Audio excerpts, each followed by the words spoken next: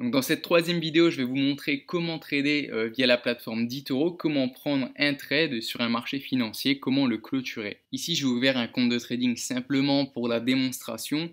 Donc, j'ai pas d'argent sur ce compte, je vais passer sur le portefeuille virtuel, c'est-à-dire sur le compte démo. Donc, je vais me rendre sur la paire de devises euro-USD, puis sur son graphique. Donc, je vais observer son graphique et imaginons que je juge que le cours soit baissier. J'ai envie de spéculer sur la baisse du marché. Donc je vais cliquer sur le petit V ici qui symbolise vente. Donc admettons que je souhaite trader à 10 $ le pip. C'est-à-dire que chaque variation d'un pip sur le marché va être équivalente à 10 $. Donc ici on est à 1,1560. Admettons que le cours tombe à 1,1550 qui dégringole de 10 pips. Et bien cette chute serait équivalente à 100 $ de profit pour moi. Trader à 10 $ le pip, ça veut dire ouvrir une position équivalente à 100 000 $. Même sans avoir 100 000 $ sur son compte de trading, on peut se permettre d'ouvrir ce genre de position grâce à l'effet de levier. Ici, admettons que je souhaite profiter de l'effet de levier maximum proposé par eToro, c'est-à-dire le levier 400.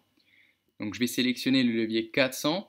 On va diviser 100 000 $ par 400. Ça va nous donner 250 $. C'est la somme dont on a besoin, entre autres, pour ouvrir un trade de 100 000 $ équivalent à 10 € le pip. Puisque 250 $ fois un levier de 400, ça nous donne 100 000 $.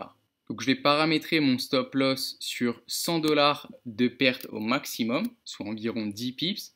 Et mon gain sur 100 $ de profit, au cas où mon pronostic s'avérait gagnant. Puis, il suffit simplement de cliquer sur ordre d'ouverture pour ouvrir le trade sur le marché. Donc, le trade a été ouvert. Je ne vais pas attendre l'issue du trade, mais il suffit de vous rendre dans portefeuille pour accéder à votre trade.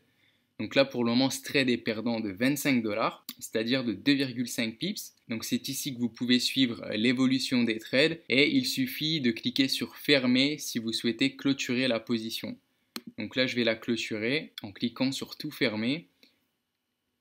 Et je vais enregistrer une perte de 25 $. Mais en cas de gain de 2,5 pips, ça aurait pu être un profit de 25 $.